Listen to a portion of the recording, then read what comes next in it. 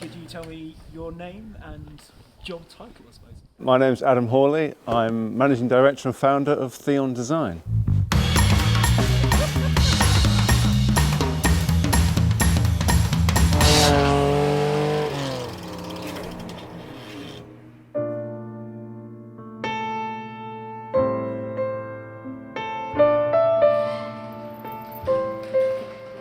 My youngest son is called Theo, and when the first car was built, he was obsessed with it. He didn't need toys or anything like that. He just literally stayed in the car for hours on end, just playing in it and sitting in it. And so when we decided to build the company, it was based on his name, and yeah, that's where it all started. As a child, I was just always interested in design and architecture, just any kind of design, and it just seemed the right natural path for me to go into car design. There was no specific person that I admired or anything like that. It was just purely, well, actually, to be honest with you, it was probably the 911. You know, as a small child, obviously playing with little Matchbox toys. I've still got my little green 930 off on my desk. Literally the only car that's survived from my childhood. It's that obsession with making things look as perfect as they can and designing and refining. I've worked on lots of different things in my design career, working from everything from sort of Airbus A380 to power boats to concept cars, all the way up to production cars, and did that for an eternity, like 15 years plus. I decided to do a Restomod for myself, so sort of outsourced everything but with my design specifics. And when the car was finally built, it was impossible to go anywhere without being stopped, just people chatting to me. So I thought, well, there's a business here, and yeah, so we started Theon Design. Got lots of very capable engineers and mechanics on board, and yeah, as a team we built this.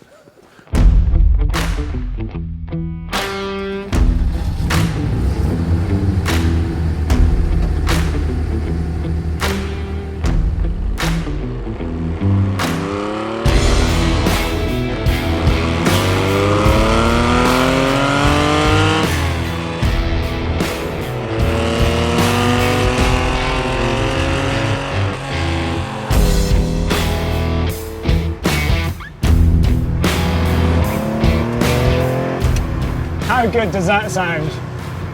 And you know what? It can sound even better because we've got switchable exhaust in here.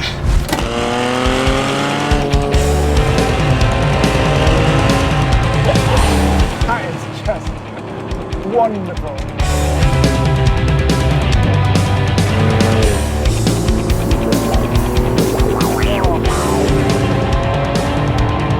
I feel like I'm on the target floor here.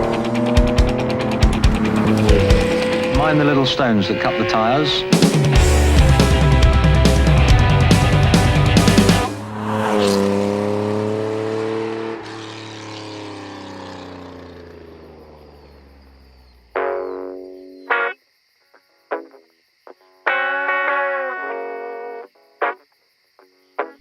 So, what is Theon Design's take on a Porsche 911 Restomod? Well, like so many Restomods, a lot of it is what you want it to be. But fundamentally, it starts with a 964 that is stripped back to bare metal and put on a jig. The front end is changed to allow the long bonnet of early 911s. The steel arches are hand-beaten over machined wooden formers that have been created from the 3D data supplied by Adam. Unless you're having a carbon fibre-bodied car, of course. Some original 964 does go back in, but a lot doesn't. One of the things we always say, it's a bit of a Colin Chapman expression, but reducing complexity and adding lightness. The 964, the wiring loom in them for a start, we take out a huge box, it's 10 kilograms or something ridiculous of wiring. Every 911 of this era has towing capability. I mean, how many 964s have you ever seen towing a caravan? So all that kind of stuff can just come out, and there's no need for the complexity. The end result is a car that weighs just 1,248 kilos with a full tank of fuel. And the weight has been shifted around too. We like to make sure that the weight distribution is as good as possible. So the standard 964 power steering and air conditioning are high up on the back of the engine, which is exactly where you don't want them, and they're also, you know, hugely power sapping. So we move them to the front of the car and as low down as possible, and they don't sap, you know, anywhere near as much power as the standard items. As you would imagine, there are lots of little tweaks to the design, some obvious, some less so, but I'll let Adam guide you through a few. One thing I really hated on the early cars was the square reflector. It always just jarred with me visually, just because everything else is so beautifully flowing, and then you have this horrible square. So we incorporated the reflector into the lower valance, and then actually made it a fog light as well. The interior is probably one of the areas that we had the most fun with. One thing that the 964 has as a bit of an Achilles heel is the heater box. So we've taken the heater box out and actually gone back to the early 70s style heater, and gone back to Bowden cables, and so it feels like an early 911 for the heater, but obviously it's all upgraded and all more modern, and it has, you know, electric AC, but it has that classic feel. When you actually move the levers, you're actually moving something physically. Even the little controls for the hazard lights and everything, they're inspired by the 964 and the earlier sort of rubber, horrible pulls, but done nicely, you know, machined out of aluminium and just beautifully tactile to pull on and turn. When you think of the sort of classic Porsche luxury rear environment, you think of the 928, which was obviously supposed to replace the 911, but never did, because the 911 is just so great. But the 928 had a luxurious rear seat area. So we wanted to utilise the 928 style rear seats, but then keep it with a carbon substrate, so you can make the rear area bigger, and generally modernise it, but keep it with a classic style. There's plenty more, and it all adds up to a very beautiful car, I'm sure you'll agree. It sits slightly lower than an original 964 RS, and those arches hide KW Variant 3 suspension set up by centre gravity. But what's it like to drive?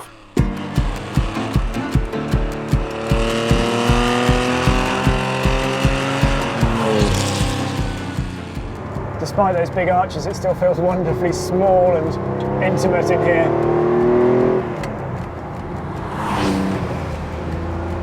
As well as being pretty light, the actual weight distribution is intriguing, because they claim it's very close to 50-50 in this. And with relatively firm suspension, certainly relatively little roll, it's almost quite un-911-like to drive. I mean, it still feels like a 911 and you still get a lovely sense of traction out of corners, but it's surprisingly modern. It's astonishing how accurate you can be on turning and then mid-corner. The suspension on this is quite firm, and perhaps for the UK I'd just soften it off a little, but it means it stays remarkably flat through corners. So you've got a lot of front-end grip. Of course, it does still feel like a 911. Part of you just squats on the exit. The power-assisted steering works really well. You certainly, I think, you'd need it given how small the steering wheel is, but there's still a nice amount of weight to it. And then, of course, there is the engine. Theon offers a choice of displacements from 3.6 to 4 litres and even supercharging, but this has the middle ground 3.8.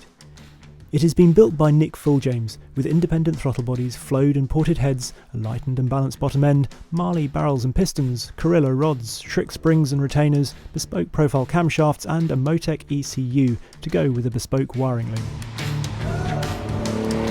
With 371 brake horsepower and just under 300 pounds-foot of torque, this 3.8 litre naturally aspirated flat six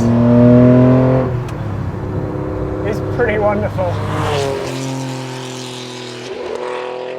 It really is quick. Lovely torquey motor. It feels quite usable actually. It really does feel like you could use it every day, but then there's that sort of race edge to it. We've got a 993 6-speed gearbox in this. It's a nice short throw. I don't think you'd want anything sort of more ponderous or long-winded because the throttle and the engine's so responsive. You want the gearbox to go with it. I find it fascinating sort of looking around this interior because it's all at once. It's a sort of, some might think it quite a curious juxtaposition. I like it because you can see a lot of the original 964 that this is based on coming through. So you've got this sort of beautifully trimmed leather, this wonderful matte carbon fibre down here, but then also you've got the original plastic vents here, the little bits of switchgear and stuff like that. It's a bit like wandering around a house that somebody's decided to restore and sort of picking out all the little original features. You can tell that this is a car that's been brought back to life, given a second life, but you can still see its first life in it. I love the always military spec of this car as well. The green, the sort of the dull green, which is interesting but also quite subtle. Things I'm not so keen on, well, this is the first car I've done with these Recaro seats, and as beautifully trimmed as they are just a bit ubiquitous. I think I'd go with something a little more traditional. They're very good seats, they hold you very well, but I just think they're perhaps not quite as in keeping with the rest of the interior as I'd like. If it were mine, then I think I would also opt for a slightly larger, slightly more dished steering wheel. Other things, I just think the weighting of the pedals perhaps needs a bit of work in this car as well. You've got quite a heavy, obviously very responsive throttle pedal. Then the brake pedal is quite long, which is fine. It's got that very distinctive feel as you push into the travel, but it then makes it quite hard to heel and toe to angle the foot across because the brake pedal's too far away from the throttle pedal. And then the clutch pedal's really quite light, actually, surprisingly light. So yeah, I think I would just tweak those a little bit. This car is going to Hong Kong, but if it was staying in the UK, I'd suggest the KW's retuned a touch because while it works well on smoother tarmac, rougher sections of asphalt can catch it out. I think the next car they do will have the adaptive suspension, and that will just bring the whole package together even more, giving it that extra bit of usability, but also hopefully keeping the drivability that we've got in this one. Overall though, this is a wonderful 911, with the fundamentals of the looks and the engine absolutely spot on. Theon Design are of course well aware that comparisons will be made with Singer, but they actually see themselves as closer to Roof in ethos. The price? Well, this car comes in at around £300,000, which is a lot of money, but then a lot of work has gone into it, and it's about half what you'd pay for a car from California. At the end of the day, Theon is still a very young, very small company.